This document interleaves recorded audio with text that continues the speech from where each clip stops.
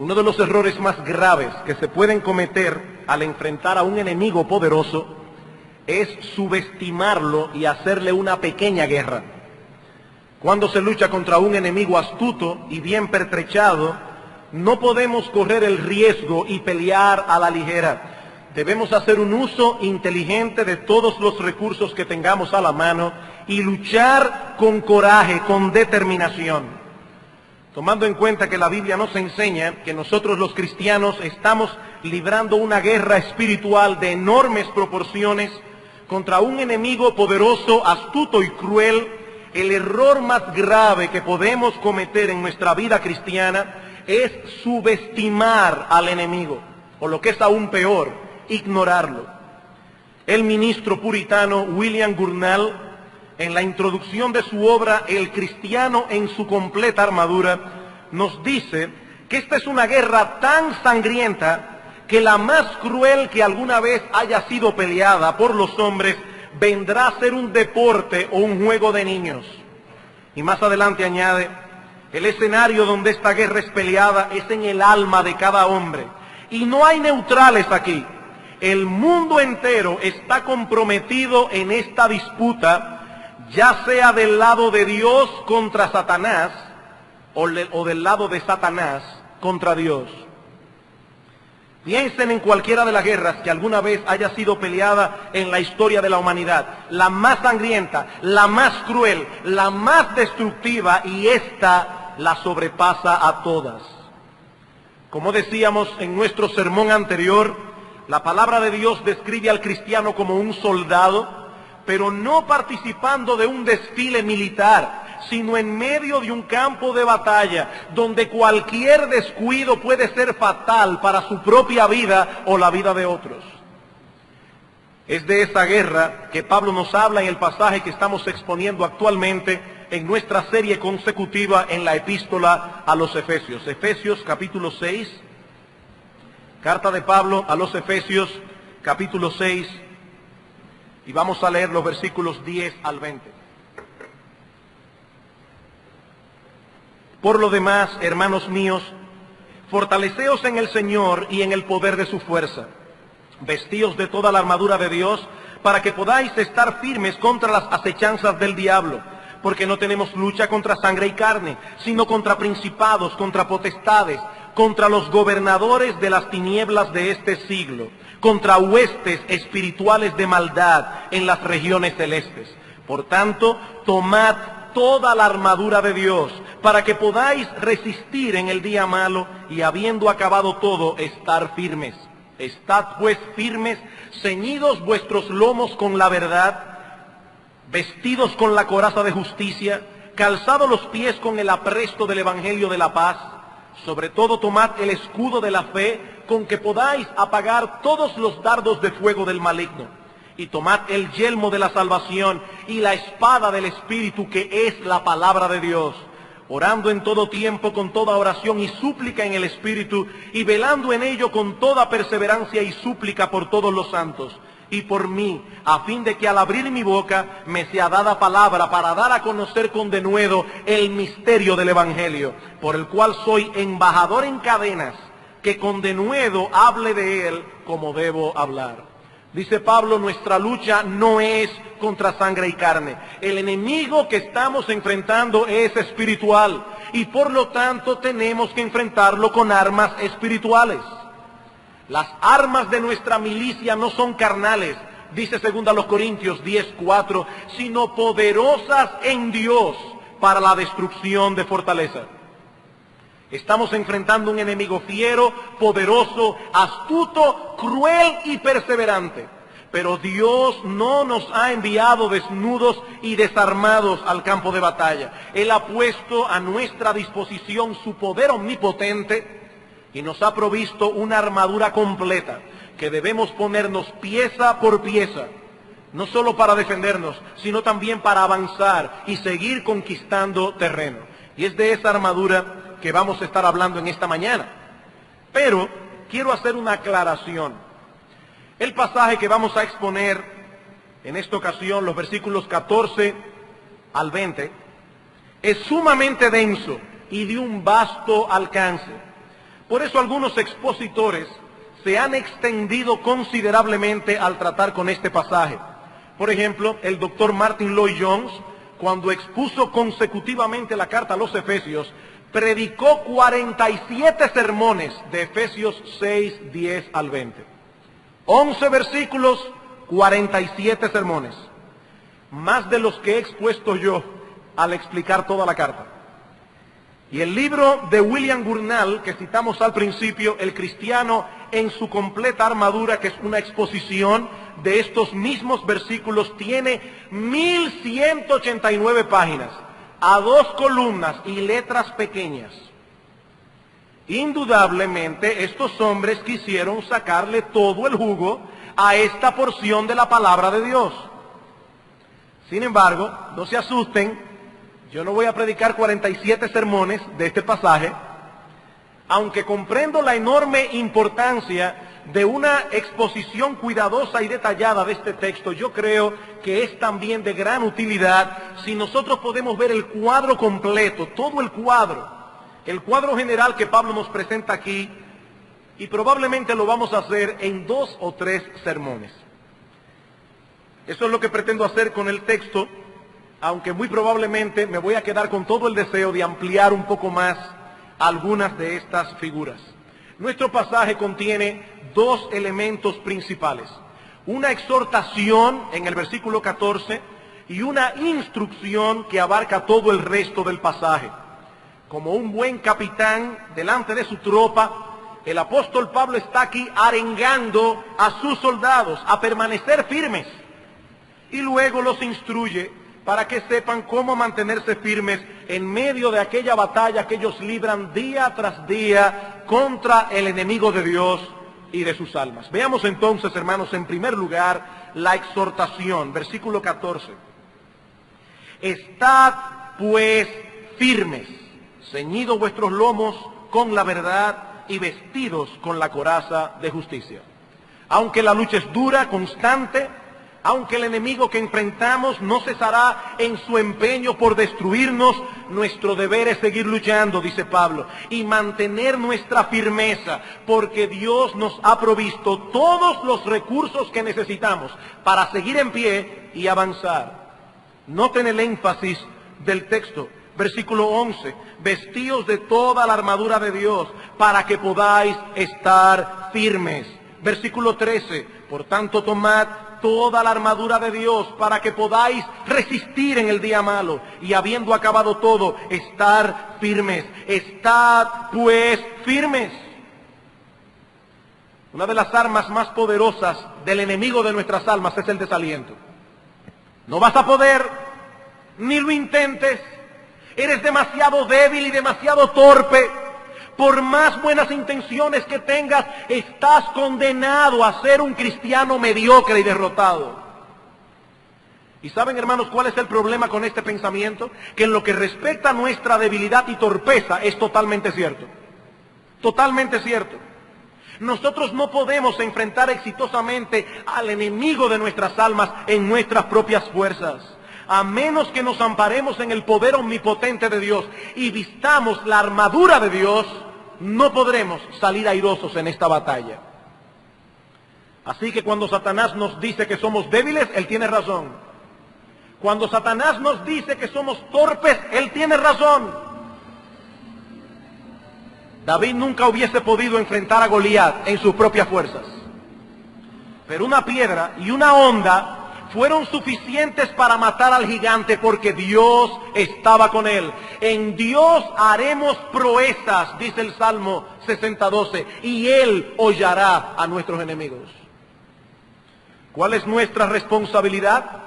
Seguir luchando descansado en su poder y no en el nuestro.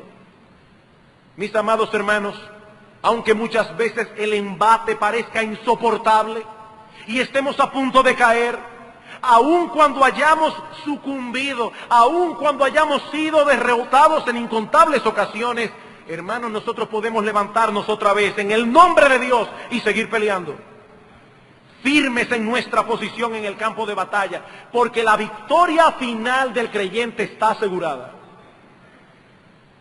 Somos más que vencedores por medio de aquel que nos amó. Por eso la Biblia insiste una y otra vez en que seamos fuertes y valientes, en que mantengamos nuestra firmeza a toda costa y peleemos con coraje. Velad, dice Pablo en 1 Corintios 16:13, estad firmes en la fe, portaos varonilmente y esforzaos, pórtense como hombres, dice Pablo.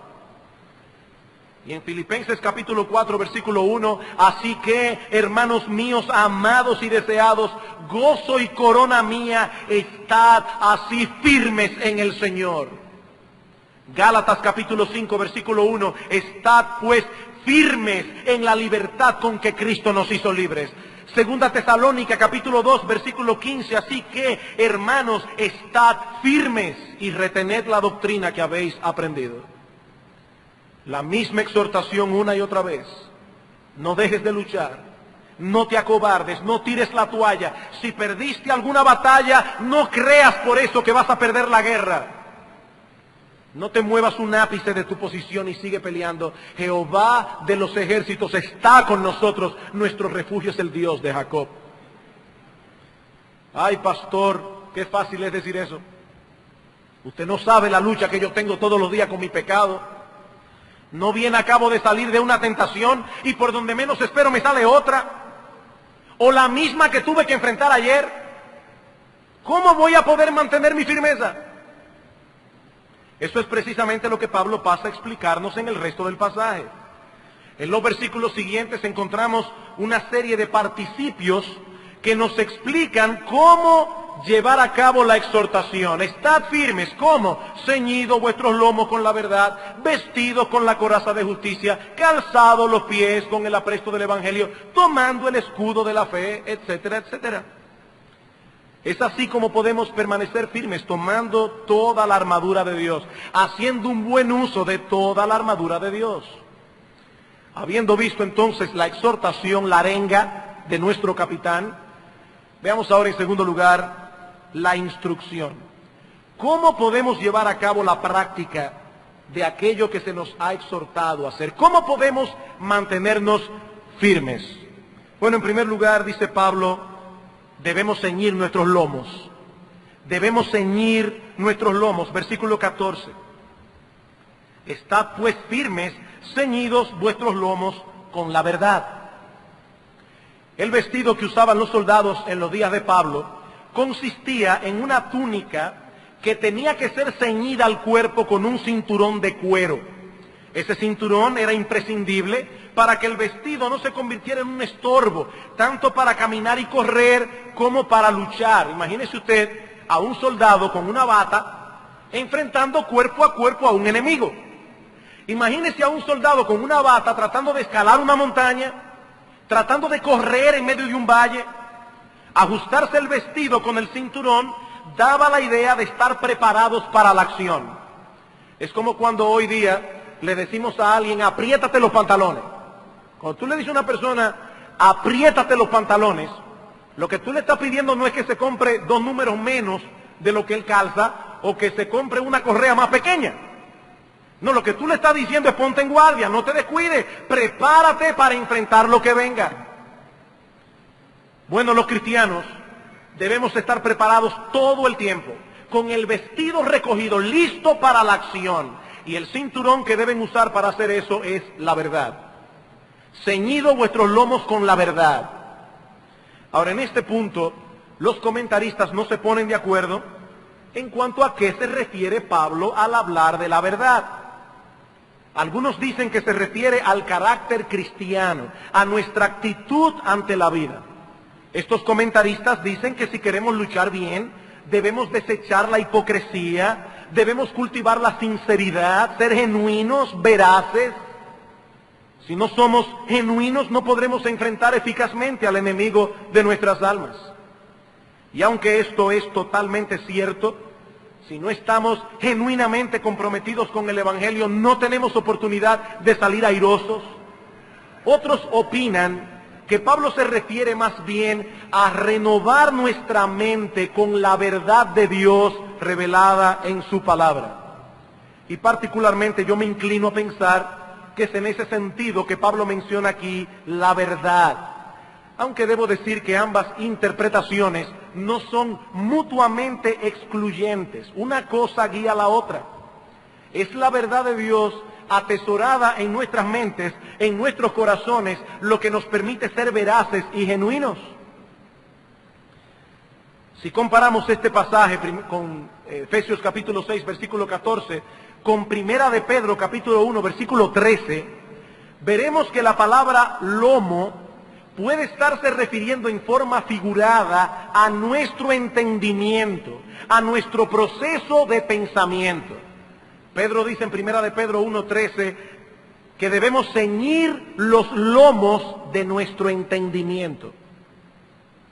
Alguien ha traducido este texto: preparen la mente para pensar. Si queremos luchar bien, debemos pensar bien. Debemos atesorar en nuestras mentes todo el consejo de Dios. Cuando nosotros éramos incrédulos, teníamos el entendimiento entenebrecido y Satanás se aprovechaba de nuestra ignorancia, se aprovechaba de nuestra ceguera espiritual para extraviarnos. Pero ahora la luz de la palabra de Dios nos ha iluminado. Y en la misma medida en que esa luz siga penetrando y despejando las tinieblas, en esa misma medida podremos enfrentar eficazmente al enemigo. En Juan capítulo 8, versículo 31 dice el Señor: si vosotros permaneciereis en mi palabra, seréis verdaderamente mis discípulos y conoceréis la verdad, y la verdad os hará libres. La verdad os hará libres. El ignorante es un esclavo. Es la ignorancia la cadena que el diablo usa para mantener al incrédulo en sus manos. Hermanos, ¿por qué hay tantas personas que oyen el Evangelio y no se convierten al Señor? Porque son ignorantes. ¿Por qué hay tantas personas que prefieren ser esclavos del diablo? Porque son ignorantes. La ignorancia es la cadena que el diablo usa para mantener al impío en esclavitud, pero la verdad nos hace libres, dice el Señor. La verdad de Dios, revelada en su palabra, nos libera de la esclavitud. Es por eso que en la oración sacerdotal nuestro Señor Jesucristo pide al Padre que seamos santificados ¿en qué? En la verdad. Y luego añade: tu palabra es verdad. La mente debe atesorar la verdad de las Escrituras para que pueda luchar eficazmente en contra del pecado. Amados hermanos, las ideas tienen consecuencias. Si van a recordar algo de este sermón, recuerden esto: las ideas tienen consecuencias. Como tú piensas, así vives. Como tú piensas, así vives. Si tu mente atesora ideas equivocadas, actuarás necesariamente en una forma equivocada. Dice en Proverbios capítulo 20, versículo 13, que tal cual es el corazón, el pensamiento en el corazón del hombre, tal es él. Por eso Pablo dice en 1 Corintios capítulo 15, versículo 33, que las malas conversaciones corrompen las buenas costumbres. ¿Por qué? Porque la información corrompida no se queda en nosotros como mera información. Actúa y corrompe. Si no es la verdad de Dios revelada en su palabra lo que está controlando tu proceso de pensamiento, mi hermano, tú serás presa fácil del diablo. Debes conocer la verdad. Debes estar convencido de que es la verdad. Y debes tener el compromiso de vivir conforme a la verdad. Nunca podremos sobreestimar la importancia de que un creyente conozca la palabra de Dios. Mi hermano, es de suprema importancia que como cristiano conozcas las doctrinas bíblicas, escudriñes las Escrituras, asistas regularmente a una iglesia donde haya un compromiso serio de predicar con profundidad y claridad la palabra de Dios. Una de las desgracias del evangelio moderno es que las iglesias, muchas iglesias, se han comprometido en entretener a la gente y no en predicar la palabra de Dios. Eso es una desgracia. Eso es mandar al cristiano al mundo desprovisto de armas para pelear. Debemos conocer todo el consejo de Dios y debemos actuar en consecuencia. Esa es la primera pieza de la armadura que Pablo menciona en nuestro texto. Ese es nuestro punto de partida en la lucha. Sin la verdad de Dios estamos perdidos, completamente perdidos. Como bien señala Lloyd Jones, no solo debemos poseer la verdad, sino ser poseídos por ella. La verdad debe poseernos, la verdad debe controlarnos, la verdad debe gobernarnos. Fue la verdad de Dios el arma que Cristo usó en el desierto para enfrentar a Satanás. Escrito está, escrito está. Cristo no solo sabía lo que estaba escrito, sino que estaba plenamente convencido de que él no podía actuar en otra forma que aquello como estaba escrito.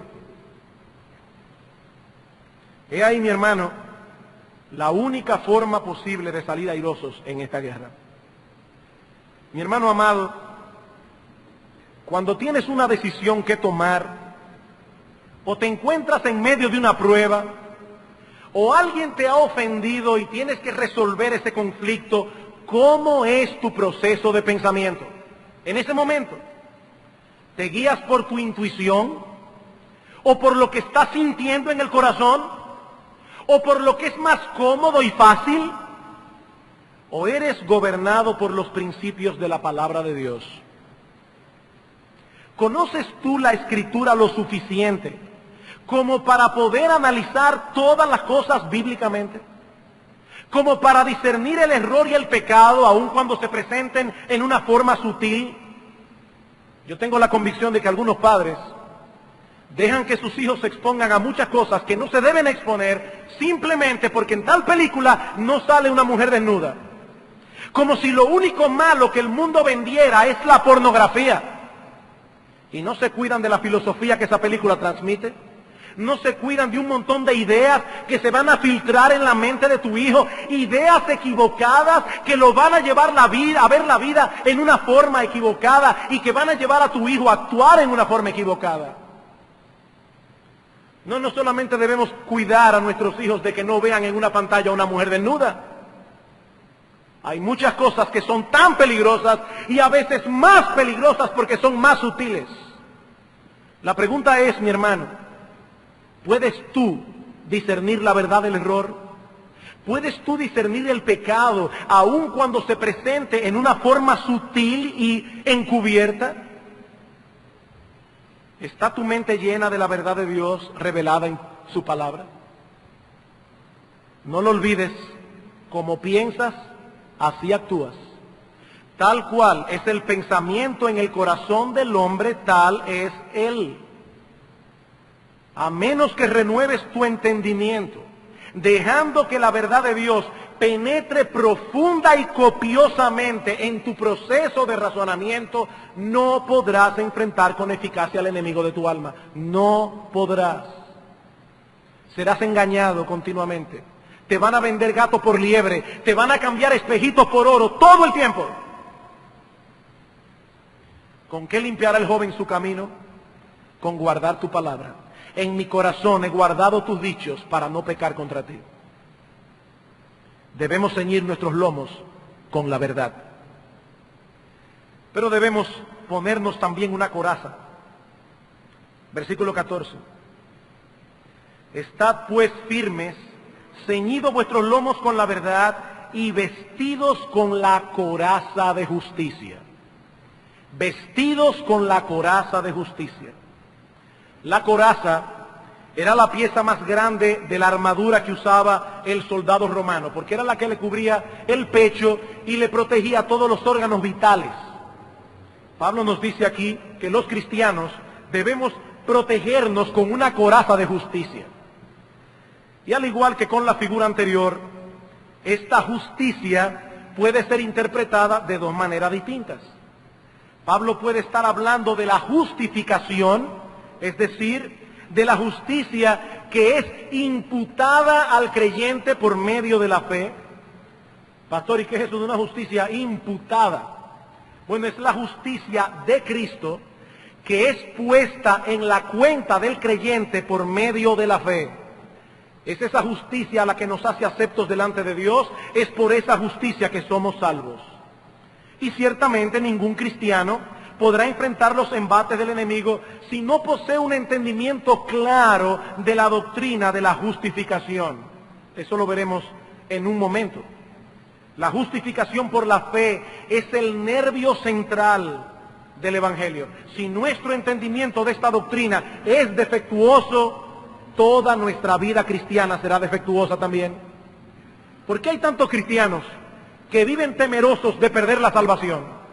¿Por qué hay tantos cristianos que se sienten inseguros si son salvos o no son salvos? Porque no tienen una idea clara de la doctrina bíblica de la justificación. Pero la palabra justicia también se usa en la Escritura para referirse a la vida justa del cristiano. La vida justa que se deriva de la justificación. Todos los que son justificados han sido también santificados. Son capacitados por el Espíritu de Dios para vivir en santidad, para vivir a la altura de lo que somos como cristianos. Y yo pienso particularmente que es a eso que se refiere Pablo en nuestro texto. Como hemos visto en los sermones anteriores, ese es uno de los énfasis de la carta a los Efesios, sobre todo en los capítulos 4 al 6. Los cristianos deben vivir como cristianos, deben mostrar en sus vidas diarias que son esencialmente distintos de los no cristianos. Efesios capítulo 4, versículo 1. Yo pues preso en el Señor os ruego que andéis como es digno de la vocación con que fuisteis llamados. Versículo 17, esto pues digo y requiero en el Señor, que ya no andéis como los otros gentiles, como los paganos que andan en la vanidad de su mente. Versículo 22, en cuanto a la pasada manera de vivir, despojaos del viejo hombre, que está viciado conforme a los deseos engañosos, y renovaos en el espíritu de vuestra mente, y vestíos del nuevo hombre, creado según Dios en la justicia y santidad de la verdad. Noten que en ese texto y en Efesios 5:9 Pablo usa la palabra justicia para referirse a la vida justa del cristiano, no a la justificación. En 2 Corintios capítulo 6, versículo 7, hablando del compromiso que Pablo tenía de vivir santamente en el ministerio, dice Pablo que él empleaba armas de justicia a diestra y a siniestra. ¿Cómo se defendía Pablo del ataque del enemigo? Teniendo una vida justa delante de Dios y de los hombres. ¿Y qué dice Pablo? Ponte la coraza de justicia. ¿Tú quieres pelear bien? Ponte la coraza de justicia. Cuando un cristiano no está haciendo un esfuerzo genuino en dependencia del Espíritu de Dios, pero un esfuerzo genuino de vivir en santidad, será presa fácil del pecado, no tendrá defensa alguna contra las acusaciones de Satanás. Recuerden que la palabra diablo significa acusador. Satanás está continuamente acusando al cristiano. Y un cristiano que no está haciendo un esfuerzo genuino por vivir en santidad, no podrá defenderse de las acusaciones del diablo. Su conciencia lo molestará continuamente. Y es muy probable que ese cristiano tenga todo el tiempo inseguridad de salvación. Ese cristiano será ineficaz en su testimonio ante el mundo incrédulo. Ese cristiano perderá su gozo. En 1 de Juan, capítulo 1, versículo 4, el apóstol Juan dice acerca de su carta: estas cosas os escribimos para que vuestro gozo sea cumplido, para que vuestro gozo sea completo. Y uno de los temas que el apóstol Juan trata en su carta es la obediencia. El que dice que permanece en él debe andar como él anduvo. Dios es luz y no hay ninguna tinieblas en él. El que dice que permanece en él y anda en tinieblas es un mentiroso. Así que el apóstol Juan coloca la obediencia y el gozo en su carta uno al lado del otro. Gozo y santidad. Dice John MacArthur, la falta de obediencia acarrea falta de gozo. El único cristiano gozoso es el cristiano obediente. Busca a un cristiano amargado, busca a un cristiano deprimido y muy probablemente, aunque no necesariamente, pero muy probablemente encontrarás a un hombre en pecado. Sigue diciendo MacArthur, muchos, si no la mayoría de los problemas emocionales y relacionales que los cristianos tienen son causados por una falta de santidad personal. Muchas de nuestras desilusiones y desalientos no vienen de las circunstancias, no vienen de otras personas, sino de nuestros pecados no confesados.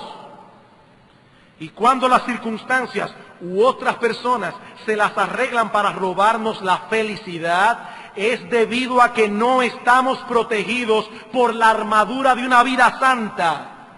Tanto en un caso como en otro, dice MacArthur, la causa de nuestra infelicidad es nuestro propio pecado. Nuestro propio pecado. No le eches la culpa a la circunstancia, mi hermano, es tu pecado. Es tu pecado. ¿No fue eso acaso lo que le ocurrió a David después de pecar con Betsabé? David trató de mantener su pecado oculto. ¿Y qué pasó? Que su vida se tornó miserable. Dice en el Salmo 32, mientras cayese envejecieron mis huesos en mi gemir todo el día, porque de día y de noche se agravó sobre mí tu mano. Se volvió mi verdor en sequedades de verano. Cuando David estaba huyendo de Saúl, estaba en una peor condición que en esta. Aquí él era rey, en un palacio.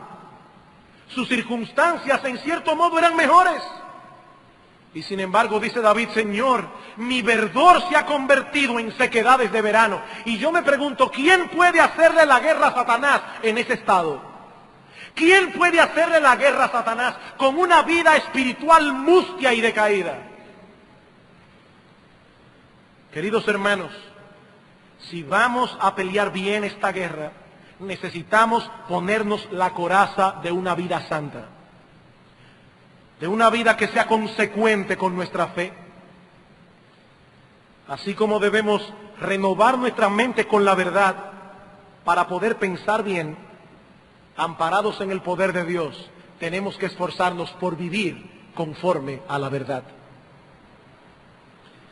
En tercer lugar, Pablo nos dice que debemos calzarnos los pies con el calzado adecuado.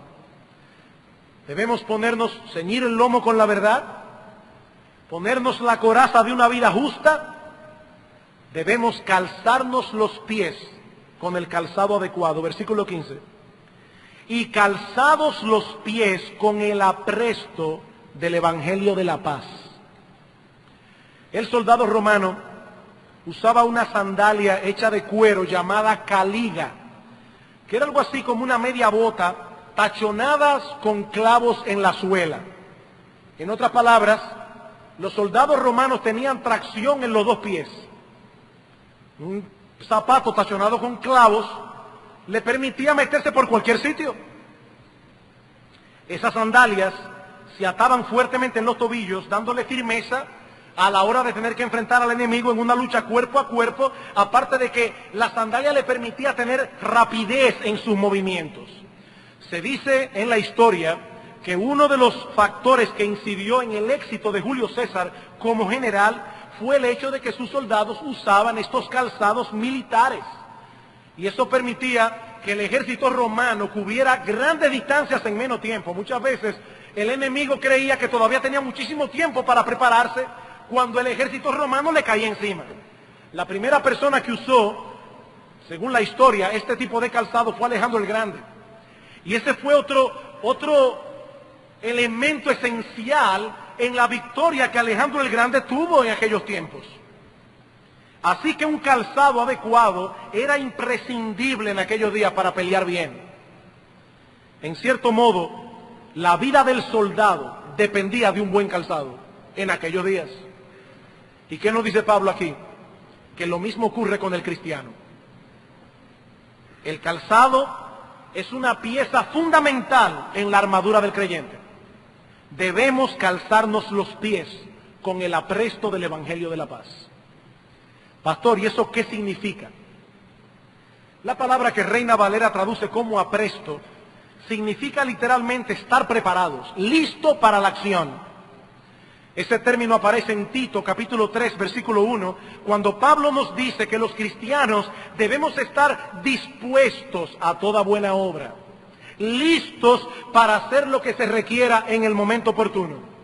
Por eso Hendrickson traduce el texto de esta manera: habiéndoos calzados los pies con la prontitud derivada del Evangelio de la paz. Con la prontitud derivada del Evangelio de la paz. Así como la caliga del soldado romano le daba estabilidad y movilidad, aun cuando tenía que atravesar terrenos difíciles y escabrosos, dice Pablo, así también el Evangelio le provee al cristiano la estabilidad, la firmeza y la movilidad que él necesita. Y Pablo le llama el Evangelio de la paz. Porque el Evangelio es la buena noticia que anuncia a los hombres la paz con Dios. El pecador puede ser reconciliado con Dios por medio de la obra redentora de Cristo en la cruz. Justificados pues por la fe, tenemos paz para con Dios. Esa es la esencia del Evangelio. Pablo dice en 2 Corintios capítulo 5 versículo 20 que nosotros somos embajadores en nombre de Cristo. Como si Dios rogase por medio de nosotros, os rogamos en nombre de Cristo, reconciliaos con Dios. El hombre es enemigo de Dios por causa de sus pecados, pero Dios ha provisto en Cristo todo lo que su justicia perfecta requería. Y ahora el Evangelio llama a los hombres a apropiarse de esa justicia por medio de la fe y ser completamente reconciliados con Dios. Por medio de Cristo obtenemos el perdón de todos nuestros pecados, como si nunca hubiésemos transgredido uno solo de los mandamientos de Dios. Como dice Pablo en 2 Corintios 5:21, nosotros somos hechos justicia de Dios en Él. Ahora, hermanos, Pablo no estaba aquí evangelizando. Pablo está escribiéndole a una iglesia compuesta mayormente por cristianos y le está diciendo al cristiano que el creyente, el cristiano, debe estar firmemente enraizado en esta verdad del Evangelio. No es a incrédulos que Pablo se está dirigiendo, es a creyentes. Y les dice a creyentes, deben calzarse los pies con el apresto del Evangelio de la paz. Mis hermanos queridos, cuando Satanás venga a atacarnos, cuando Satanás quiera poner en tu mente la idea diabólica y blasfema de que Dios no te ama, de que Dios te ha abandonado, cuando el diablo quiera seducirte para que peques contra tu Padre, contra tu Dios, debes pararte con firmeza en el Evangelio de la paz.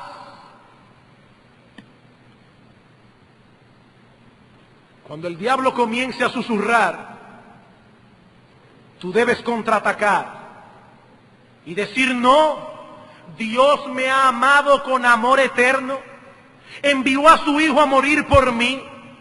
Antes yo era su enemigo, pero por causa de Cristo, de su justicia perfecta y de su muerte en la cruz, ahora he sido adoptado en la familia de la fe. Y ese Dios que antes era mi juez, ese Dios contra el cual yo estaba enemistado, ese Dios ahora es mi defensor. Eso es calzarse los pies con el apresto del Evangelio de la paz. Amados hermanos, muchos problemas vienen a nuestras vidas como cristianos porque no meditamos tanto como debiéramos en esas verdades sencillas del Evangelio. Verdades sencillas. Hemos sido justificados por la sangre de Cristo. Nuestros pecados han sido perdonados. Dios nos adoptó. Nuestra salvación no depende de que ahora yo haga esto o haga aquello. Mi salvación depende de Jesucristo. El Espíritu Santo mora en mi corazón. Verdades sencillas. Sobre todo cuando estamos atravesando por periodos de aflicción y de tentación. Ahí se olvida todo. Ahí se olvida todo. Ahí nos olvidamos que Dios es nuestro Padre. Ahí nos olvidamos que Él envió a su Hijo a morir por nosotros en una cruz. Allí nos olvidamos que Él nos ha dado promesas de vida eterna. Noten cómo Pablo aplica estas doctrinas en Romanos capítulo 8.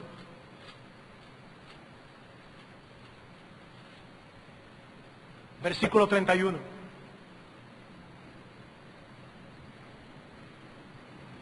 Te está susurrando el diablo que Dios no te ama.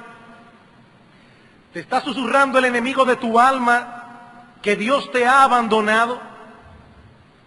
¿Qué dice el apóstol Pablo? ¿Qué pues diremos a esto? Si Dios es por nosotros, ¿quién contra nosotros? El que no escatimó ni a su propio Hijo, sino que lo entregó por todos nosotros, ¿cómo no nos dará con Él también todas las cosas?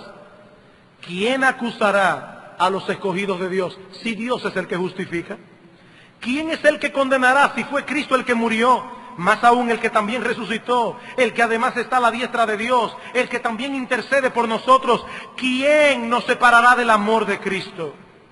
¿Tribulación, angustia, persecución, hambre, desnudez, peligro, espada? Como está escrito, por causa de ti somos muertos todo el tiempo, somos contados como ovejas de matadero. Antes en todas estas cosas somos más que vencedores por medio de aquel que nos amó, por lo cual estoy seguro, dice Pablo, de que ni la muerte, ni la vida, ni ángeles, ni principados, ni potestades, ni lo presente, ni lo porvenir, ni lo alto, ni lo profundo, y por si acaso se le fue algo, ni ninguna otra cosa creada nos podrá separar del amor de Dios que es en Cristo Jesús, Señor nuestro. Mi hermano, ¿alguna vez tú te has preguntado cómo el apóstol Pablo pudo permanecer año tras año predicando el Evangelio, llevando las gloriosas noticias de salvación por toda Asia y por toda Europa, teniendo tantos problemas? ¿Cómo puede ser que un hombre que fue apedreado en Listra, que fue dado por muerto en otro lugar, que fue azotado en incontables ocasiones, que estuvo náufrago en el mar 3 noches y 3 días, cómo es posible que este hombre no haya cesado en su empeño de predicar el Evangelio? ¿Cómo es posible que el apóstol Pablo haya permanecido fiel todos esos años? ¿Es que era un hombre distinto de ti o de mí? No, mi hermano, él era un hombre sujeto a pasiones iguales que las nuestras. Él era un hombre débil, el pecado moraba en su corazón, pero él estaba seguro de esto que había escrito en Romanos capítulo 8. Somos más que vencedores por medio de aquel que nos amó. Sí somos débiles. El enemigo es poderoso, astuto y cruel. Y la lucha es constante. Pero Dios es nuestro Padre. Y nada podrá separarnos de su amor, porque por medio de la fe estamos unidos a su Hijo Jesucristo, escondidos en Él. Y amados hermanos, nosotros estaremos en ese refugio por los siglos de los siglos. Con nuestros pies afianzados en esa verdad, calzados con ese anuncio glorioso de la palabra de Dios, no solo podremos permanecer firmes contra los embates del enemigo, sino que podremos seguir adelante, atravesando montañas y terrenos peligrosos para anunciar a otros el Evangelio de la paz. El Evangelio de la paz. Mi hermano amado, no hay razón para paralizarnos de miedo.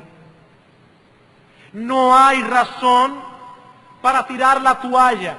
Vistámonos de toda la armadura de Dios y sigamos peleando en el nombre de Dios, que todavía queda mucho terreno por conquistar. Todavía queda mucho terreno por conquistar. Y a ti, mi amigo, que estás en medio nuestro, a ti también te invitamos a ser reconciliado con Dios. En este momento tú eres enemigo de Dios por causa de tus pecados. Mi amigo, tú eres enemigo de Dios por causa de tus pecados. Pero Dios, en su amor, ha provisto el medio de ofrecer el perdón sin poner en juego su justicia. Dios ha provisto un plan maravilloso de salvación para poder perdonar pecadores sin poner en juego su justicia. Nuestro Señor Jesucristo, la segunda persona de la Trinidad, se hizo hombre, vivió una vida perfecta y luego murió en una cruz, siendo Él inocente, para que todo aquel que en Él cree no se pierda, mas tenga vida eterna. Y yo te pregunto, mi amigo, ¿te irás de este lugar enemistado con Dios? ¿Te irás de este lugar siendo siervo de Satanás? siendo hijo del diablo, teniéndole a él por Señor, cuando Dios, el Dios de toda gracia, el Dios de toda bondad, el Dios de todo poder, te invita a reconciliarte con Él? Te irás hoy de este lugar siendo enemigo de Dios. Oh, mi amigo, no cometa semejante error, porque es un error de consecuencias eternas. Los que son sus enemigos aquí seguirán siendo sus enemigos por los siglos de los siglos en el infierno. Pero en cambio, los que han sido reconciliados gozan ahora de su favor y seguirán gozando y disfrutando su sabor por siempre. Ven a Cristo, mi amigo. Ven a Cristo, en Él encontrarás perdón y misericordia, perdón para todos tus pecados. Serás adoptado en la familia de la fe. Serás trasladado del reino de las tinieblas al reino del amado Hijo de Dios. Tendrás a Dios por Padre y la promesa de la vida eterna. Ven a Cristo, mi amigo, y Él perdonará todos tus pecados y te recibirá porque Él ha prometido hacerlo. Nadie llegará al día del juicio diciendo: yo toqué la puerta y nadie me abrió, porque dice la Escritura que nadie que venga será echado fuera. Reconcíliate con Dios, no sigas siendo enemigo de Dios y siervo de Satanás. Vamos a orar.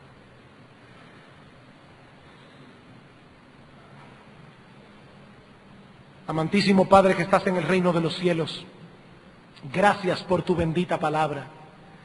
Gracias por el glorioso evangelio de Jesucristo. Gracias, oh Señor, porque en Él somos más que vencedores. Amado Señor, mira a los hermanos de nuestra iglesia que en estos momentos están atravesando por periodos de dificultad. Mira a aquellos hermanos que en medio del embate contra el pecado y contra el enemigo de nuestras almas se sienten en estos momentos a punto de desmayar.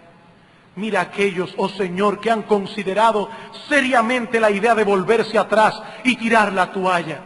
Señor, nosotros queremos suplicarte que tú apliques con poder en sus almas la palabra que fue predicada en esta mañana. Aliéntanos, oh Dios. Pero mira a aquellos que están cautivos de Satanás. Mira a aquellos de quienes Satanás se aprovecha porque son ignorantes. Oh Señor, usa la luz de tu palabra y libértalos. Señor, que la verdad los haga libres. Oh Dios, rompe las cadenas del pecado, rompe las cadenas de la esclavitud. Y a muchos que están en medio nuestro, libértalos y adóptalos en la familia de la fe. Señor, obra por medio de tu palabra, para la gloria de nuestro Señor Jesucristo, nuestro gran Dios y Salvador, en cuyo nombre pedimos todas estas cosas. Amén.